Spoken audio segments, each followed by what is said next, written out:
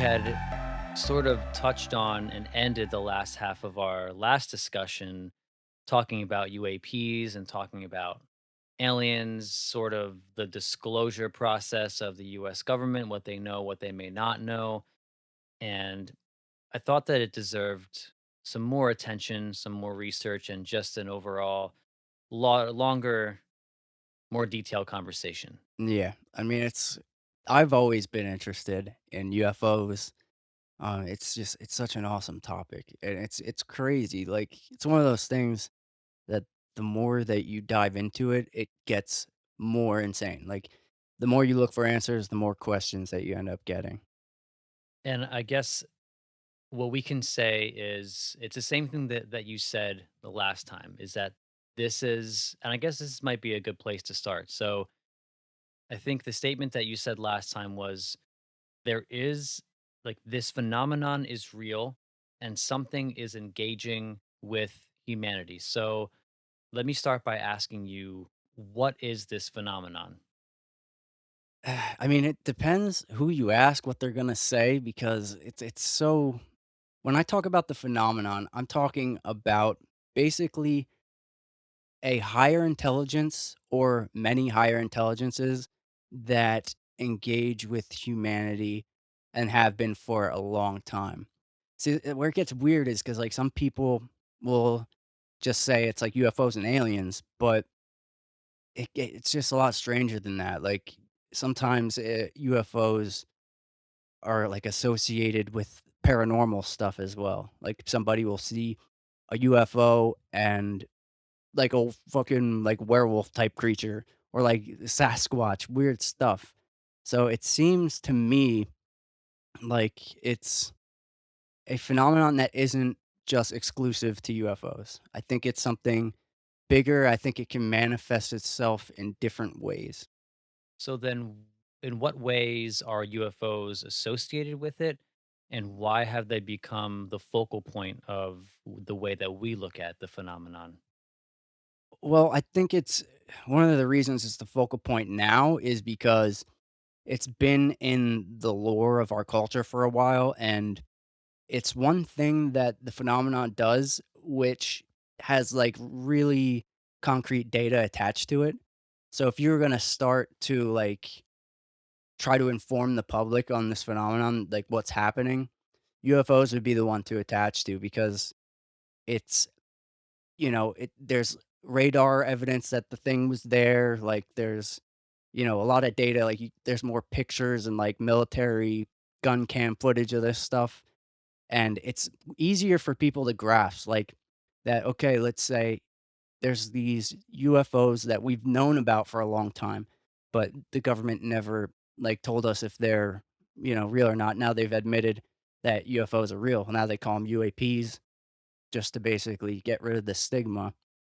And, yeah, I think that we're focused on that because it's like nuts and bolts. It's easier to wrap your head around than to try to get people to understand that there's, like, cryptic creatures, like walking, like, bipedal wolves and Sasquatch. Like, that stuff seems more far-fetched. But from what I've gathered, those type of things seem to be intertwined with the UFOs. I don't think that I think that they're related. If you were going to disclose to the public that something very strange is going on and it's a whole paradigm shifting, phenomenon, it would be easiest to go with a nuts and bolts craft because it's in our realm of what we think could be possible already, like an advanced technology from another planet. And personally, I don't think that. I think it's more of like an interdimensional thing, but it's easier to wrap your head around that someone from somewhere else is coming here with advanced technology than dropping a whole paradigm shift on the population saying that, like, reality isn't what you think it is. These things are everywhere all the time at once and just popping into reality. Like, that would blow people's minds. It kind of crushes the whole materialist paradigm. Like, that's just, like, a lot for anybody to take in at once or even believe. Yeah, that makes sense. So the government has programs that have taken a broad approach to researching these things. I believe that one was called OSAP, and now I've been looking into ATIP, which is a subsection of OSAP, which is focused on these craft. Do you know any of the details of what they have? Had they released anything specific as to what these craft are, whether or not they're from outside of our planet? Well, yeah, ATIP was like a brother program to OSAP, and ATIP was only focused on, UAP, whereas, OSAP was like UFOs, paranormal, all sorts of weird stuff. That's also why they kind of buried the OSAP program. They didn't want people to know that $22 million was invested in investigating stuff that most people don't even think is real. So they covered that up basically with the ATIP program because people can wrap their heads around that. And a lot of people think that UFOs exist already. But yeah, ATIP was just about investigating UFOs, like nuts and bolts craft. And ATIP was just, military, like military encounters with, like, mostly the Navy, which is like, to answer part of that question is most of these encounters that happened with ATIP were Navy because it seems that, these UFOs seem to be around water a lot.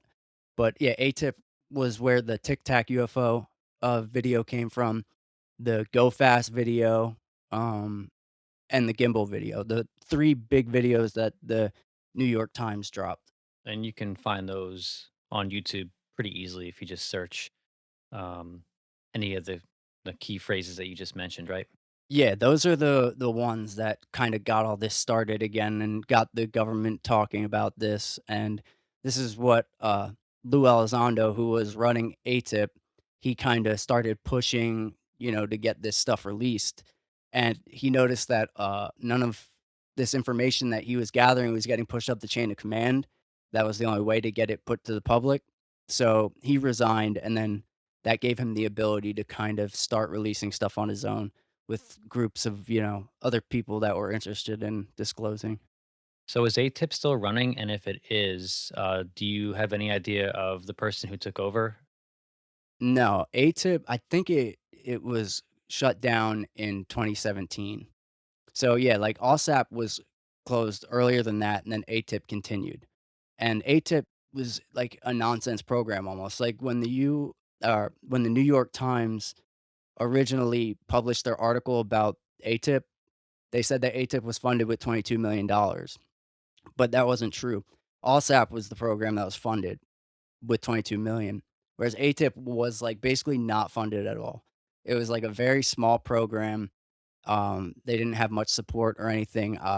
Like I said, it was almost just kinda to take the eyes off of what ALSAP was doing, but now they have the UAP task force, which is also kind of a joke. From what I've heard, I think it's only, like, 2 people, like, no budget, but don't quote me on that, I'm not sure, but at least now they're starting to have, hearings in Congress about this stuff, and I don't know if you saw anything about the most recent hearing. It was the first open hearing, like, public hearing, since, like, it's been, like, 50 years since they closed Project Blue Book, and it seems like that would have been a really good thing, and it is just because it's in the public ethos now, it's being talked about, but if I watched some of it, and it was a whole lot of nonsense. What I'm afraid of is this could go 2 directions. Because, like, if you think about it, 50 years ago, they had, an open, congressional hearing about this stuff, and then they just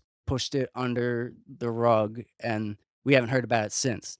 So they just I hope that's not what happens again, basically, because they were asking some of the, people in Congress were asking good questions, and they were just kinda brushing it aside, and they showed, 1 new video at this new hearing, and or at this last, congressional hearing, they showed a new video on that hadn't been released before, and it was a complete joke. Like, it was because it's been reported by people that were in these programs and people in the know that have seen a lot of this footage that is classified, that they have, some pretty wild stuff, and they showed, a video of, like, an iPhone. It was iPhone footage from a cockpit of a plane, and it was like a spherical UFO, zipping by, and it was like it wasn't compelling at all. Like, if you see it, yes, it's like, "Wow, what was that?" But it was, like, barely it was like a dot. So, like, they have better stuff than that and more compelling stuff than that if they wanted to pique public interest or, but they show something that isn't even worth rewatching, basically. So I'm just afraid that maybe this gets swept under the rug for another 50 years. But as far as I know, I think they're supposed to have another hearing in October. I think they're supposed to have these hearings every 180 days for the next couple years. But so the hope is that they start releasing more and more. And luckily, the Congress is being shown more of this stuff that the public isn't. So they have like a closed hearing, and they're getting showed some more interesting footage, I guess, and data that we're not allowed to have so far. So hopefully, it just continues, and the public starts to get a little more. So, do you think that Congress and politicians are being shown these more detailed videos with more stuff in it in a way to sort of get an idea of in what order and at what magnitude they should be releasing some of these things? Like maybe they have like 150 videos like this iPhone video from the cockpit of some, little marble zipping through the sky. And maybe they have like 13 videos of like looking in and you can see, because I've heard that they've had videos of whether they are like shape shifted forms or whether they're actually piloted craft. I'm hearing that they have some footage of a being of some sort in the craft. So is it possible that they're just trying to garner the opinions of our politicians as to what order they should be releasing these things and like to what degree they should be releasing videos with more information? I mean, I would part of me would say that that could be it, but I don't know. I don't think so because based on the hearing, it seemed like there were a couple people in Congress that were asking some good questions. See, the cool thing now is that now that Congress has been briefed on some of this stuff, now they actually do want answers. So some of our politicians are actually doing the right thing because they're just like us. They hear about a mystery and they want answers. So some of the people were asking, hard hitting questions, and they were getting nothing basically from because there was just like two guys that were like running this task force. So like the one congressman asked the guy running the hearing about the Air Force base that got, their nuclear weapons shut down, the Nostrom, something like that. Nostrom Air Force Base. So, I don't know if it was the '80s, it was a while ago. It was, like, around the Cold War, I guess, yeah. So, they got their nukes shut down, and there's documents that have been FOIA'd about this.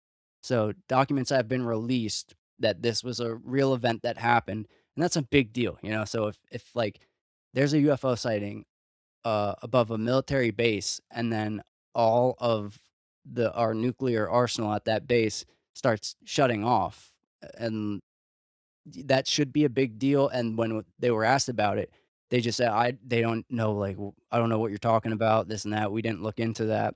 Like, if I know about it, they know about it. So you'd think that they had looked into that already, but they said they hadn't. So stuff like that makes me feel like like, they might be just trying to kill this in the water, but it's up to the public to really push the politicians to get this moving.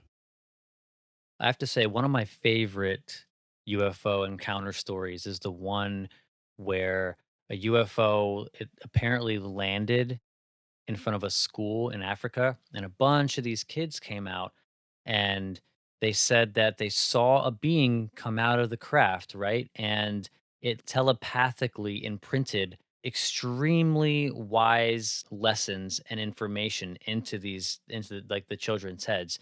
And I think they drew pictures and each of them drew like a picture of the same looking being, and they all had this same type of information that they said was given to them in the same telepathic way. And it seems like the information they got was very sort of like righteous sort of information, like love is the way and we have to heal our world and things like that. And usually kids don't come up with that on their own at that age. So to me, that's one of the most intriguing things that I've heard. Yeah, that was, Rua, Zimbabwe. And it's cool, there's a movie that just came out called Aerial Phenomenon. It's all about that case. I haven't seen it yet, but it's a whole movie because there's a lot of footage of interviewing the kids and all this stuff. And, John Mack, who was, the head of psychiatry at Harvard, like a brilliant dude, he investigated this. This is the guy who went to Zimbabwe and interviewed the kids, and after this case, he became kind of obsessed with, like, abduction and all this stuff because what he found out was, he's the head of psychiatry. He knows what he's talking about, and he determined that the kids were not lying, and he ended up becoming fascinated with abductions and wrote a book on it, and he got ostracized in, like, the academic community because of this, because he believed it. So, what he determined with from interviewing the kids is that they were telling the truth, that they are all saying exactly what they saw because I mean, it's not easy to get a group of kids. There was like 60 to 80 kids that saw this. It's not easy to get a group of kids to lie like that, and, like, you could tell when they're talking that they're not lying or they're the best actors ever, and, but yeah, like you said, they got, messages of healing the planet and whatnot, and this was before, like, the fad of, like, what we have now with climate change, like, this was before all that stuff, before it was, popular in culture to, be concerned about the planet. So, it's interesting that that came up then, and it was telling them to, it was warning them about technology too, like, saying, "Watch out, you guys are, you know, not doing the right thing when it comes to technology." But yeah, I guess a craft landed and they saw 2 entities, like small gray type things, I guess, like the, uh, cliche gray that you hear about, big eyes, like, the size of a child. And, like, some of the kids got supposedly within arm's reach of, like, the alien or whatever it is. So, yeah, that's a crazy case, and I'm excited to watch that movie. It's called Aerial Phenomenon. And that's, I think that's what it's called, but that was just released, so I think, right now you can only rent it. This might be answered in the movie itself, but do you know, it's kind of a random question. How did, in what way did the alien re-enter the craft and leave? Is that confirmed, or is it sort of like a gray area of like maybe their memories are sort of contorted or blurred in that? Honestly, I'm not 100% sure on that, but, uh, I think I would part of me wants to say that it's what you just said, but I'm not 100% sure, like, I didn't hear them really go into detail on that. That probably will be, like, talked about more in the movie. But I guess they saw this thing land from afar, and an interesting thing is I think one of the first kids that saw, like, the beings said that they were, like, playing. Like, there was, like, a log, and they were, like, jumping, like, kinda just, like, balancing on the log, like, being kinda playful. And they said they communicated telepathically, basically, like, they looked in the eyes and then got messages, like, and images of, like, the world and technology and disasters, things like that happening. Yeah, that's a really interesting case. But, like, with that message, it's interesting, though, because it's all speculation, but a lot of people, their opinions are that these beings might not be very altruistic, that they could be, um lying basically or like giving people false knowledge or stuff like that. So it's just something to think about. To me, it sounds like in that case that it probably was a good message and with good intent, you know. But some people think that, these things are tricksters basically.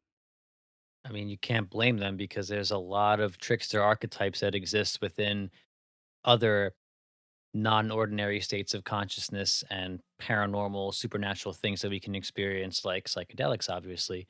But what this particular circumstance makes me ask is are these things physical beings? Are they coming in a physical nuts and bolts craft? Are they physically landing? And are they physical beings that are coming out of these things? Or is this an extra dimensional hallucinatory type of experience that that happens when they quote unquote land? Well, see, this is what kinda goes into, like, what I talk about quite a bit on this podcast, like, my perspective on reality itself. I think it's both, really, because like, I would say that reality isn't as physical as we really, like, believe in this paradigm that we were given, like, this idea that everything is just, like, completely physical. So, like, when in a lot of, like, instances where a craft lands, there'll be, like, imprints on the ground, like, burned, like so there's an actual physical effect. But if you allow for your reality to be more dreamlike than physical, that there would be an effect. You know what I mean? Like, if something happens in your dream, there's still like a residue or something, there's still effects, even if the fundamental basis of reality isn't quote unquote physical the way we believe it to be.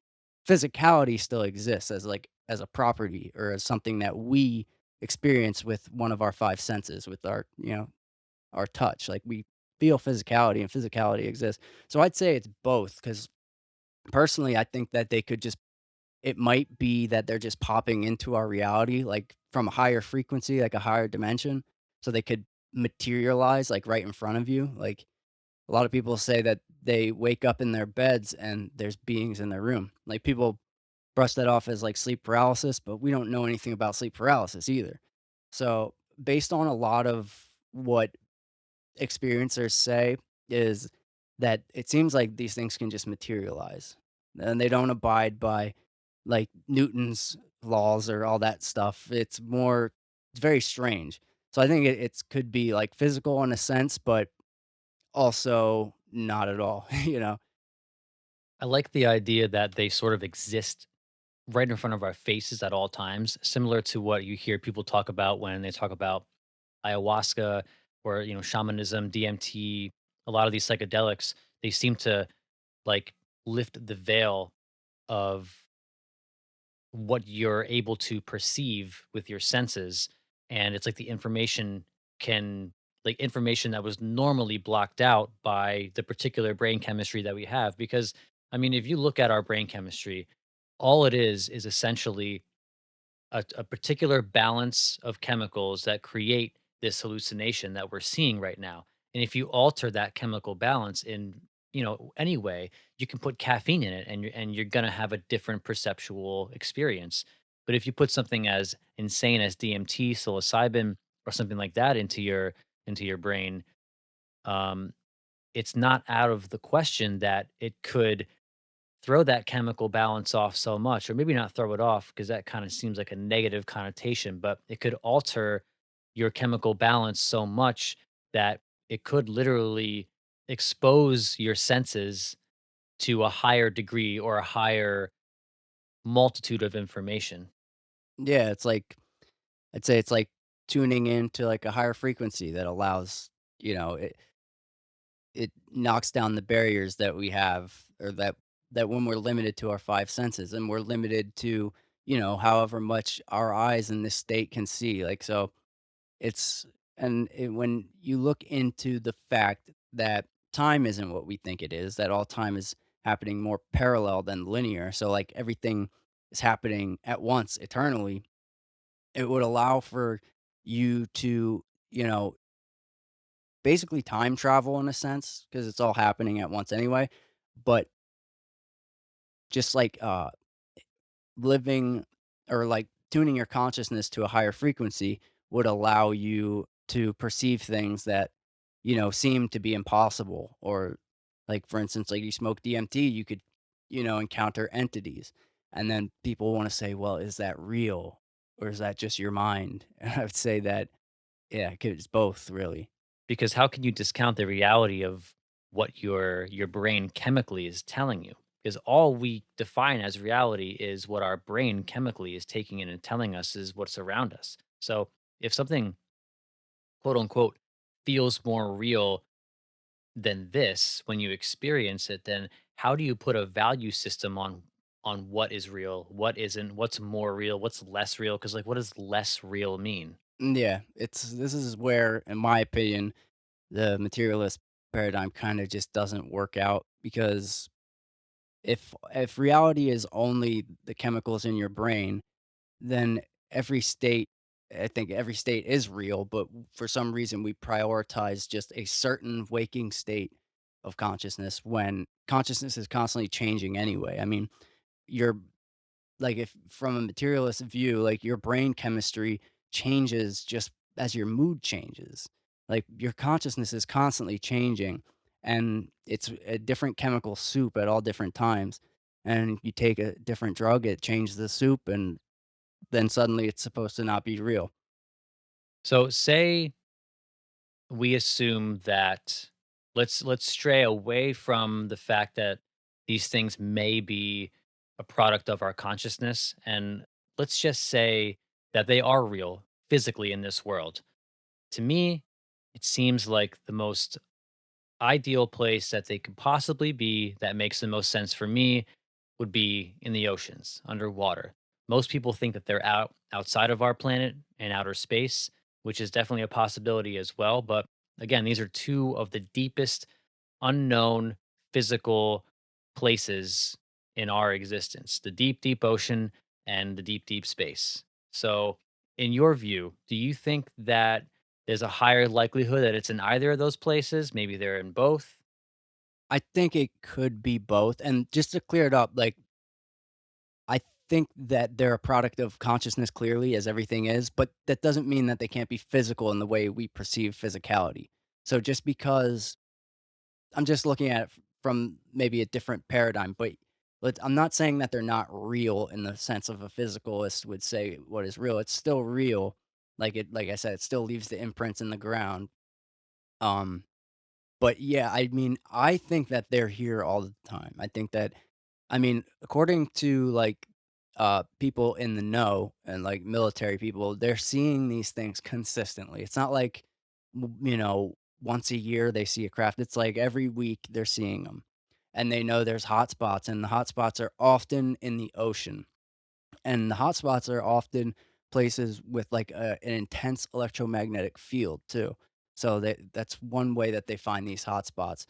But I think that they are transmedium craft, they know this, so they can go space, air, and then they can go into the water, and there's a video they released one of those videos of, one of these UAP going into the water. I mean, you gotta think, if they wanted to hide and be out of sight, the ocean is a perfect place. I mean, it's most of our planet. It's like 70% of our planet. So they could be, there could be thousands of them under there, millions of them. We would never know. I mean, they could spend 99% of their time under the water and they pop up for 1% of the time and sometimes people see them. Yeah, I mean, the ocean is a virtually unexplored place. And like you said, it's, what, 70% of of our world. And to have the hubris to think that the only type of living being that can garner intelligence in a way that we can or even beyond must be landfaring seems kind of strange. Yeah, I mean, if they have the technology to, go from space to air, it doesn't matter where they are, obviously. But yeah, we've only explored, I think, 10% of our oceans. But there's like, I forget what it's called, but there's some group or something going on right now. Supposedly by 2030, they want to have the entire ocean mapped, the entire ocean, which is crazy. Um, another like, you could find tons of conspiracies around, Antarctica and weird stuff that goes on down there. It's a very strange place on Earth that nobody talks about. It's huge. It's just and people there's all sorts of conspiracies, I'll put it that way. But there could be, stuff going on down there, regarding UFOs and this phenomenon. I don't know. But that's another just a very unexplored area that we keep away from. Like, I don't know if people have heard of Admiral Byrd, but this goes along the conspiracy route. So I'm not too deep into this, but I've heard a bit about it. but I guess this guy, Admiral Byrd, way back sometime in early 1900s, I think. Like I said, I'm not too keen on this story, but I guess he went to explore Alaska and he found some like alien base or something. And this led to like the treaties that were signed by the whole world to not, you know, not go to Alaska basically, only for scientific purposes. Like it's a like a no go zone basically. Like nobody can live there You unless mean Antarctica? is that what I You said? said Alaska. No, Antarctica. Yeah, Antarctica. Is that what I said? Twice you said it, yeah. Yeah, yeah, so yeah, Admiral Byrd. I don't know much about that, but supposedly he found, some, like, alien bases and, like, alien beings in Antarctica, and this led to, like, some treaty being signed. See, I don't know about any of that, but it's a fun story. I think the biggest problem with the way that we can perceive what's real and what can be real physically on our planet is the fact that when you think of Antarctica, what's the first thing that comes to your mind? Like the map, or when you think of like Costa Rica or Africa, all I see is the shape of the map. So we think of the world as if it's one big flat map. And the world is a massive, huge place, so huge that we really can't conceive of the distance between us and like Australia. I mean, it's so huge that thinking about it as if it's a map, I think hinders our ability to perceive things that could potentially be real on our physical planet, even on the surface of our planet, let alone the oceans. And that even goes into are our maps perfectly accurate?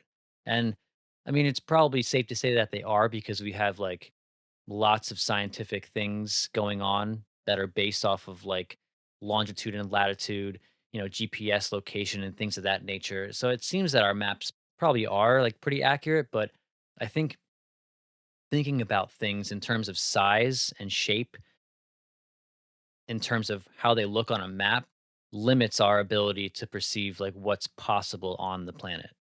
Yeah, it's hopeless. I mean, yeah, you look at a map and you look at, like, the Northwest of America, really, like, you say, like, "Okay, yeah," but that is a giant piece of like, a giant area of desolate woods and mountains, like, nobody is around there, and that's where a lot of, Bigfoot sightings happen, I guess, you know? So, there's, like, all these areas we think that we scoured every inch of the earth and we've been there enough to know everything about it and everything that's there. But there are just large portions of this planet that are untouched by humans 99.9% of the time. And they're so, so far out that the normal tools that we rely on to get ourselves to and from places are sort of not reliable because again, like you're using your phone for GPS and that's gonna go off when you go out to these desolate places. I went out to Potter County in Pennsylvania. It's 4 hours away from where we are, and my cell phone was gone, not working at all. Let alone, like you said, in the Midwest. It's when I watch like a show like Breaking Bad, and they show where in New Mexico they drive off into like just this desert with no end. That's what really makes me see it, or if you see any of these nature documentaries where they're going into these jungles and stuff. I mean, it's so big. Like you can just look for miles and you see nothing. And you know that you can go miles down even to where you can see, and you'll be right in the middle again of a place where there's no end, it seems. So it's just these places, they're so huge. And for us to think that we know not like something is possible or not based off of like the size that we perceive our country even to be is it seems inaccurate. And the interesting thing is in places like that, like in the middle of nowhere, miles away from civilizations, and that's a lot of times where these type of encounters take place. And a lot of times it's only one person. So one person is in the middle of nowhere and they see something. And it's just interesting because there's no way to corroborate it then. It's like this makes me think about like the missing 411 cases, which is like forget the guy's name, but he documented a bunch of cases of people going missing, and he doesn't say it directly, but he basically infers all these missing 411 cases are something paranormal is happening. There's people are going missing in just outstanding circumstances. Like it'll be like sometimes they get found, but a lot of times they don't. Like for instance, like one case there was uh like two people walking, and this is it's interesting. These happen in I think they're called wilderness areas, like places in the United States where you're not allowed to have vehicles. You're not allowed to basically have technology. It's like just exclusively for just the wilderness. You can't build anything out there. You can't drive a car, but people go out in these places and turn up missing a lot. And sometimes it'll be as crazy as like somebody will be walking and your buddy will be behind you and you'll look and you'll talk to him, be like, hey, what's up? You'll turn around, walk, and then turn around like 2 seconds later and he's just gone and never seen again. Like absolutely crazy, like, just disappears from the face of the earth, like, he's plucked. It happens with kids a lot. They'll go missing for days, and then they'll be found. Like, this one there was, like, a three-year-old kid, something very similar to that happened. He just turned away for a minute, looked, and the kid was gone. Did a huge search party, couldn't find him, and, like, 3 days later, he was found, like, 25 miles away on, like, the top of a cliff. Like, a three-year-old kid, like, can't survive that long and cannot, walk through this crazy terrain for 25 miles. Like, it's just very strange stuff, and it happens a lot of this stuff does happen in weird, desolate areas.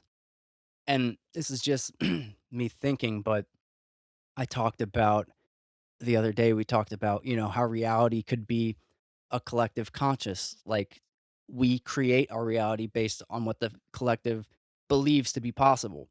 And the reason why in your dreams the impossible can happen is because you're the only one creating it. Like your consciousness allows, you can create things if you're lucid dreaming.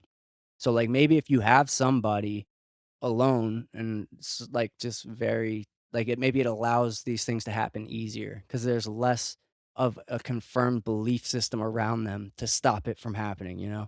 Like if everybody is so firm in their belief, the consciousness won't allow it to happen, kind of. You know what I mean? It's just like a something I thought about.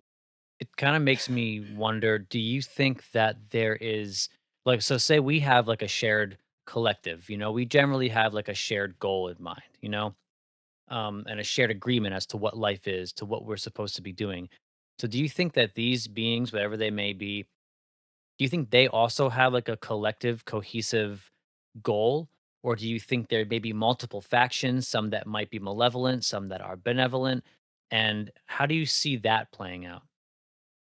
I don't know, cause that's hard because see, I look at it like, yeah, it's one or two things that It there's a bunch of competing intelligences that are, like, just higher dimensional beings that are always around doing their own thing, different agendas, and that could very well be possible, or it's just one single higher intelligence that manifests itself in so many ways.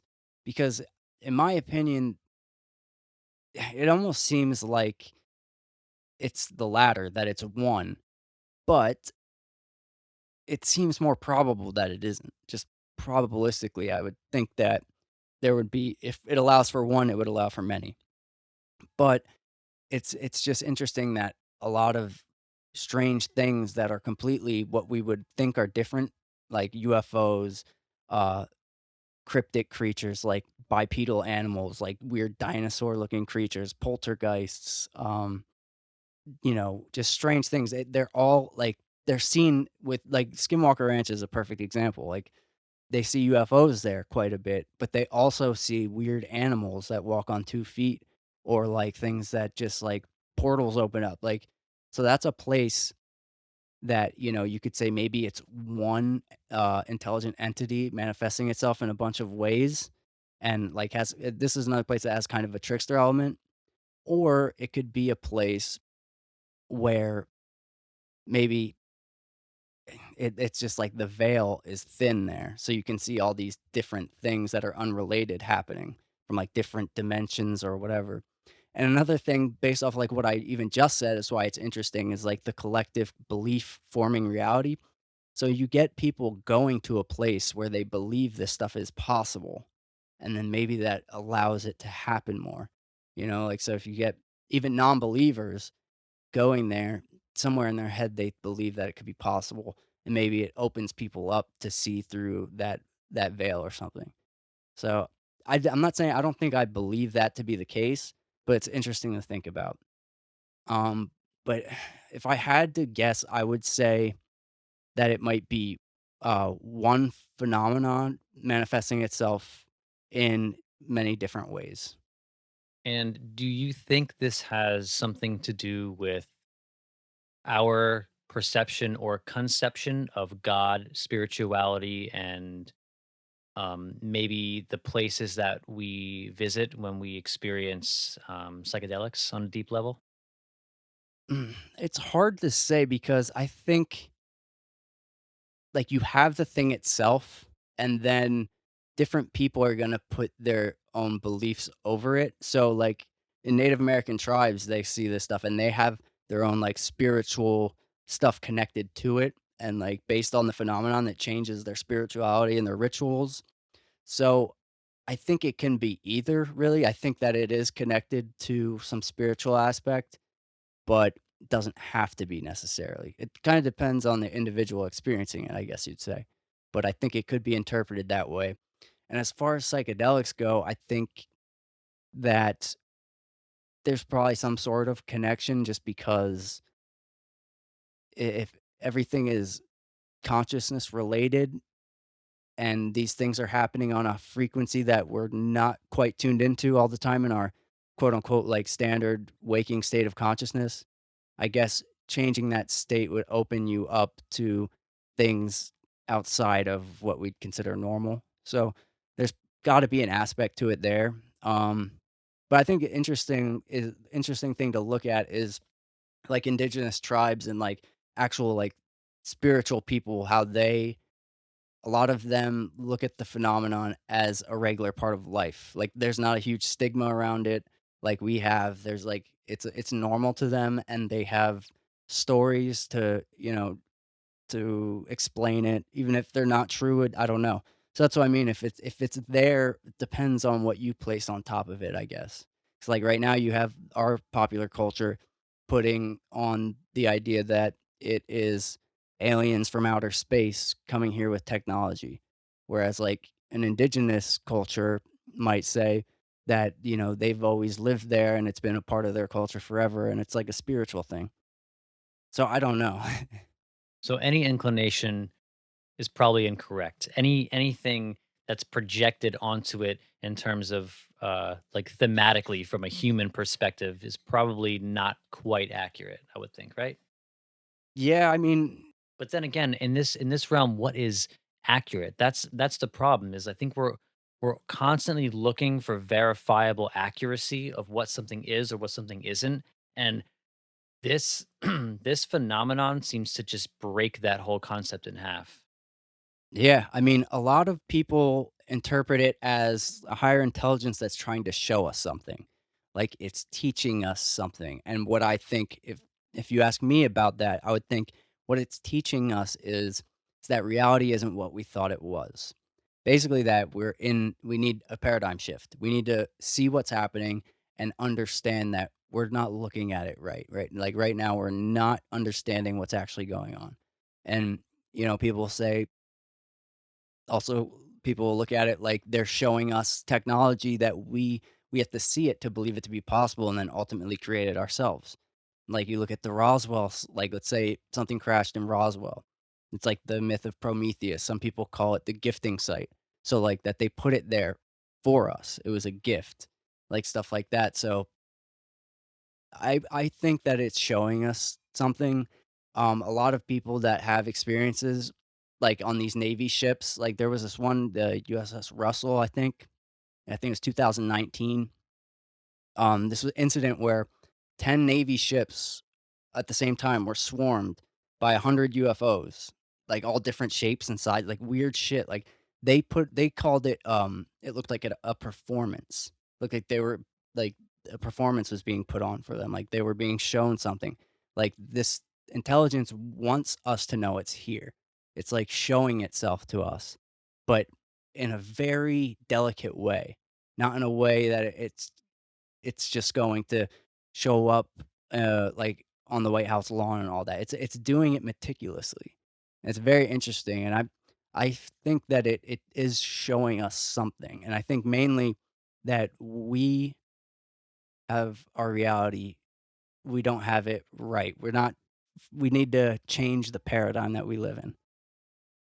And as you said, it's slowly introducing us to more and more reality. And what that does to people when it's shown to them in like a quick way, it to me kind of leads to like an insanity type of thing. Because insanity really is like diving into like the depths of the unknown and having a complete paradigm shift where everything around you is no longer relevant, important, or what you thought it previously was. So it seems that the smartest way to introduce us to these things would be to feed us information and to give us little glimpses of things we can understand in very, very small, slow bursts. Yeah, I mean, it makes sense when you think about it, because like you said, if it just showed itself, like, it would break people. Like, in because I think it's far stranger than just, people from a different planet. I think it's far stranger than that, and it can manifest itself in any way, and if it wanted to, it could cause chaos if it decided to show itself in the form of monsters. I mean, some people see, like, basically monsters, and then people will say that that's not related to UFOs. I think that it's all tied together personally. But also, if you're of the belief that these are aliens from another planet, then that could be the case. That could be the only case, or it could be both, who knows? There's have you heard of panspermia? You know what that is? Yes, yes, I have. So I've heard this. So that's basically like our planet was seeded, let's say like life that can survive in a vacuum on like an asteroid or something hit our planet and then that seeded life. So there's this theory, I forget what it's called. It's called like sibling panspermia or something. So it's basically that a an asteroid, like a giant rock, had like the seeds of life on it and it broke into a bunch of pieces all inside our galaxy, and these pieces hit a bunch of different planets. So what that would infer is what we're seeing is basically like our brothers and sisters from another world, like the same rock that seeded us broke away to other planets and seeded those planets, and they might have got a head start, they might have, and now they're coming out to find us basically.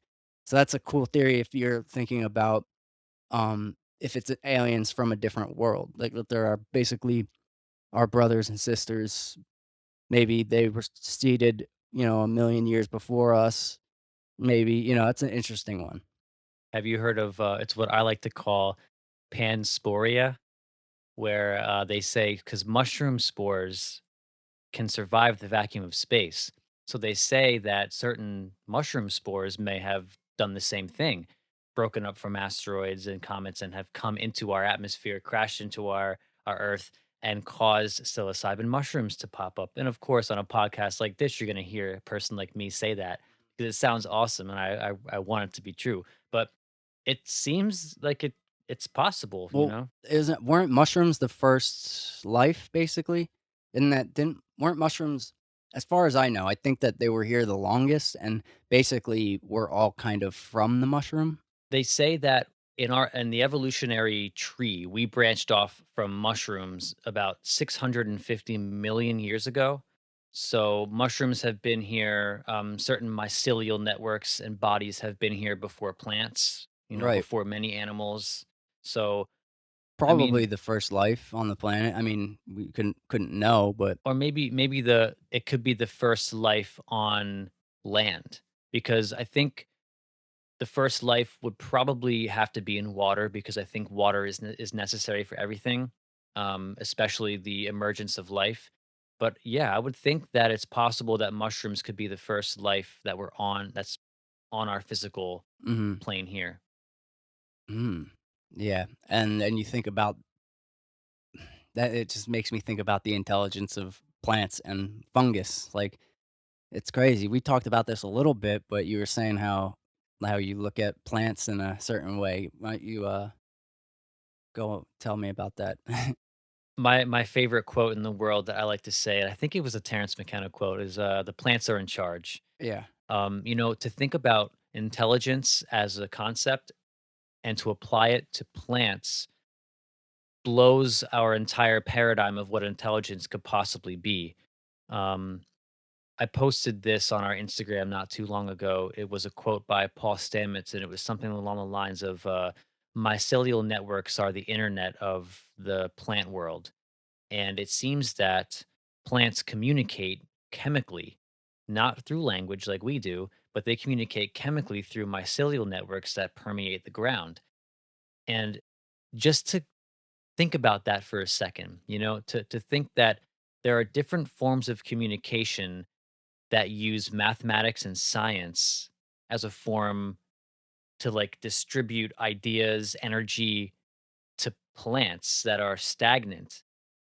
Just it blows my mind to even think about that. But to me, I was thinking about this not too long ago, and I think we talked about it.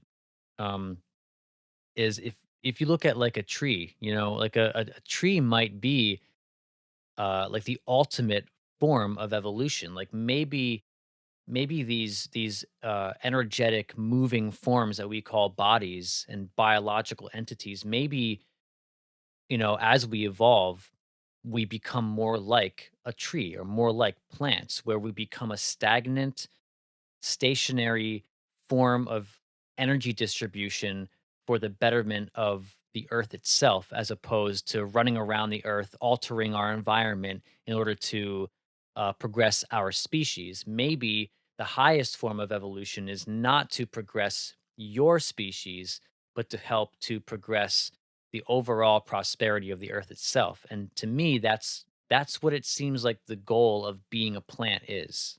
Yeah, I mean, we look at plants like they're not intelligent, but like you just said, they communicate. They're in like perfect symbiosis with the planet. Like it's absolutely perfection. And interestingly enough, it seems like all animals kind of exist in this perfect symbiotic way, except for us. We're different, we could go back to aliens a little bit. And people think that I mean, what happened to us? I know we talked about the stoned ape theory, but there's another theory that our DNA has been tampered with by a higher intelligence, which could be the case. I know they say that some like I've heard this. Don't I'm not an expert here, but so I guess we have what's called junk DNA. It's like supposedly like 90% of our DNA is junk DNA. So basically it's useless. Like the scientists don't really know what it's for. And one theory that people came up with that there was like uh some aliens, the Pleiadians or something like I don't know, Yeah, yeah, whatever it yeah. The is. Pleiadians. Is Yeah, I've that heard it? of Yeah. this. Yeah. Okay, so maybe it was them. I'm calling you out. So I guess like 300,000 years ago, they tampered with our DNA, which is why we're so different and lost. And I guess from this theory, it kind of goes against what I was starting with, but supposedly before we were like interdimensional beings and we were causing too much riffraff, too much trouble. So they took out a part of or they tampered with our DNA, so we're kind of confined to this realm, which is why we're still kind of capable to kind of travel interdimensionally in a sense by altering consciousness and doing, raising our frequencies, like doing DMT, meditation, all sorts of, spiritual experiences you can have, you have to work toward. Whereas this theory would say that, back in the day, at our full potential before our DNA was tampered with, we were like them. We were able to kind of travel throughout dimensions like they can, kind of like how people can do in their sleep when they leave their body, stuff like that. So that's one theory that people have came up with. I'm not sure where it came from, but it actually goes pretty deep. I never went into it that much, but I've heard about it. Um, which is interesting. Maybe we were, dumbed down a bit because like the other theory would be that we were amplified by like an alien species, just came down here and fucked a monkey or something, or changed our DNA to give. uh, a lower hominid more intelligence. But then the other end would be that we were already these divine beings that got kinda downgraded from bad behavior. I've heard the same type of thing, but it's almost like the version that I heard of it was that we were, instead of being like banished to a biological prison, it's almost like we were sent here on like a divine mission. Like we were placed in this biological prison as a way to rediscover like our divinity or something like that. And like on a specific mission from higher dimensional beings, which I think is kind of cool. You know, That's cool. it sounds heroic. It, you know, hits all the right dopamine receptors that I enjoy. Yeah, there's, another dark one that is out there that says that Earth is actually a prison planet, and, like, if you heard, like, with Bob Lazar when he read the briefings and, like, he said, you know, there's no way to confirm they're true or not, but in those briefings that he supposedly read, the aliens called us containers. So, this dark theory is that we are soul like, our bodies are containers for souls, and that there's some type of aliens that like, Earth is a prison planet, that we die, they get our souls, they throw us back into a human body, like, we're trapped in a cycle of living on Earth because our souls have to evolve to a certain level to get off this prison planet. Um, so, like, they're basically in control of your soul until you reach a certain level and you can get off of this planet, but you're stuck. You're gonna be stuck reliving like a human life until you can reach a certain spot, and then the alien overlords will decide that you can have your soul back. It's so funny. Notice there's in all these theories that we have conceptually, there's always this like this concept of judgment, you know, whether it's a religious ideology or like some extra dimensional alien, we're always being judged for our actions. So, I mean, it does feel like there's some sort of legitimacy to like a judgment kind of thing. And oh, and also to further some of that briefing, the briefings you were talking about with Bob Lazar, I think he had mentioned that he got the idea that what they were doing was giving him like a huge number of briefings, and like maybe 85% of the briefings were false, so that they could confuse him if he would happen to want to come forward and release these briefings. And I think that's why you said there's no way to really confirm whether they're true, because like some of them may be true, some of them might not, and they didn't all seem to be part of one cohesive idea. Yeah, it could have been like disinformation, and because I think he also said that they got the ship from Zeta Reticuli, or that's where the beings were from, which that became like a big thing. I don't know much about that, but then also in his briefings, it said that they got some of these craft from an archaeological find, which I find interesting. Um, but I'm in the belief that we definitely, as in the government, in black projects or private aerospace now. I think that's how they've been able to hide this stuff.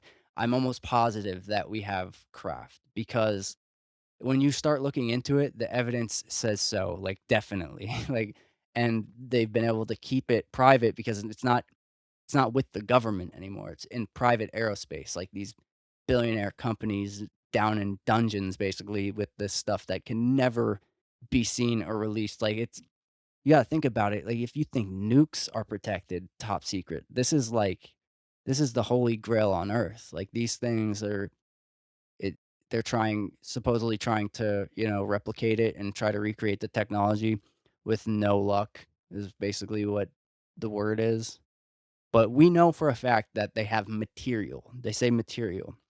They won't say craft, but the way it looks is that they definitely have craft, and that it's tied up in private aerospace, and, you know, the president doesn't get briefed on it, like, nobody in government gets briefed on it, maybe, like, less than a handful of people or, you know, whoever these people are that we don't know their names, but I would say that it looks like that we humans have these, and supposedly the word is that the US has them.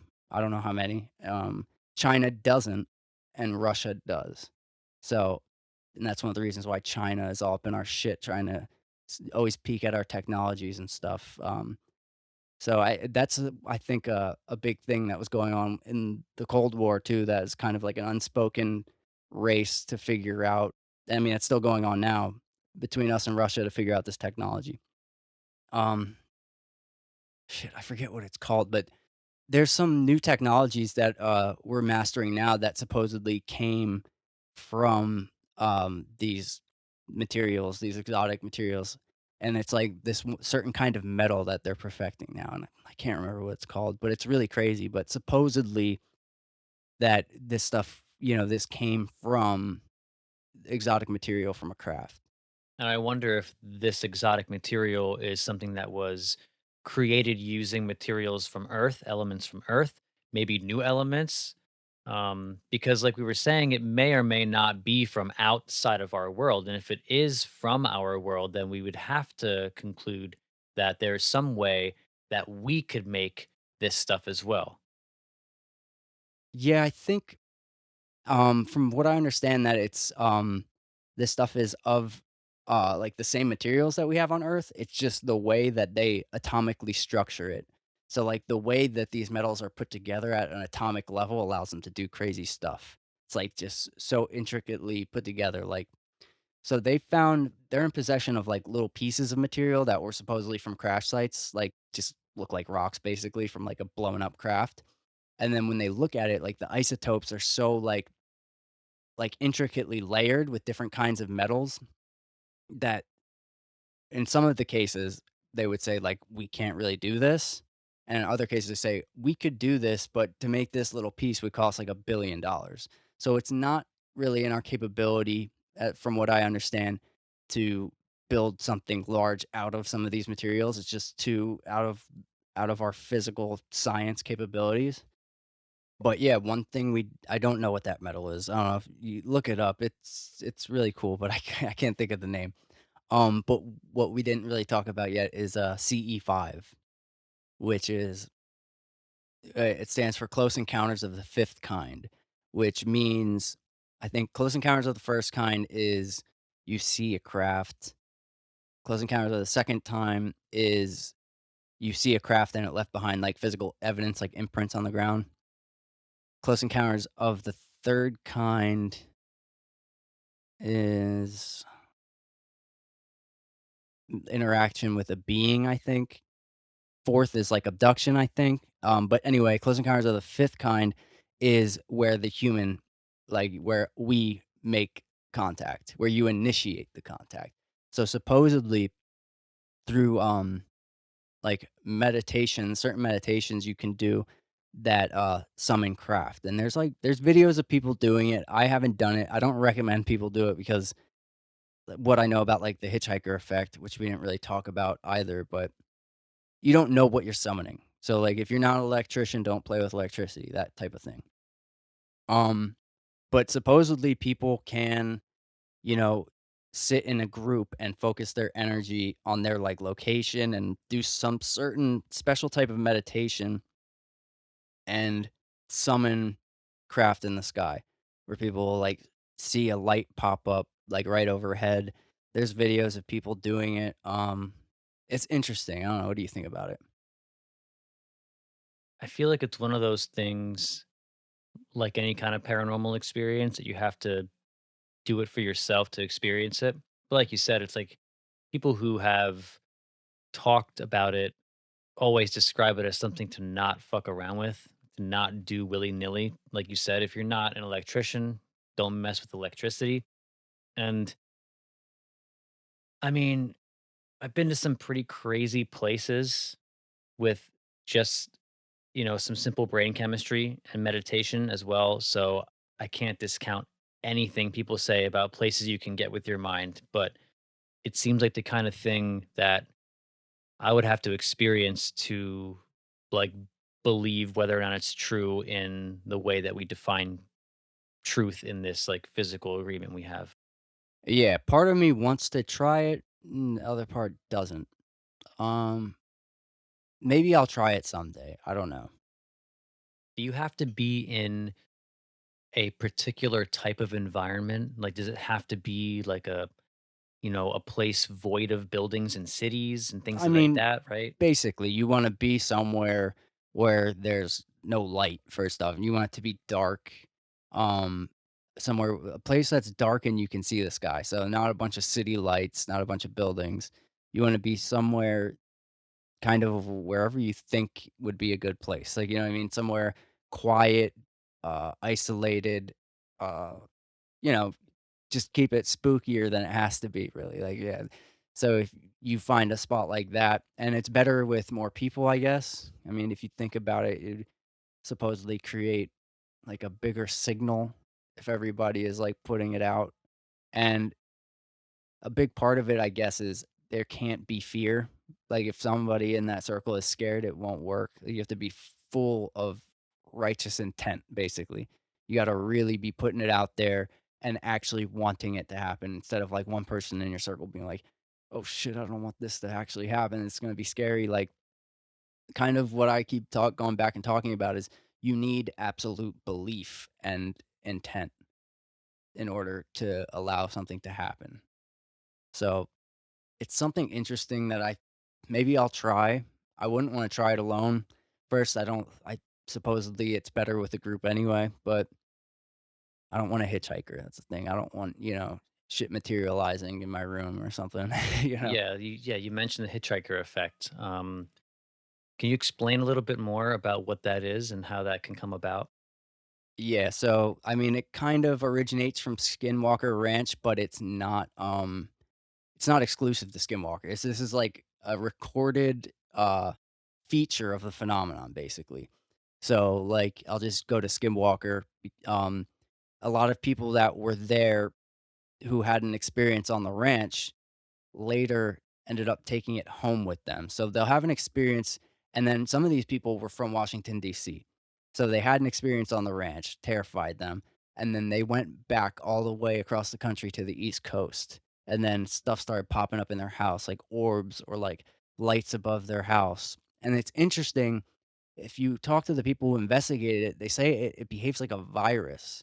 So some people, like, they'll experience something at the ranch, go back to their house. They won't see anything, but their wife will see it, and then their kids, and then there's instances where the kids' friends at school see something, and it's, like, all independently verified. Like, it's not like a whisper down the alley type of thing. It's, like, independently happening, and it's like seems that it's very strange because when people talk about it, they seem really perplexed, and like I said, they say it behaves like a virus kind of.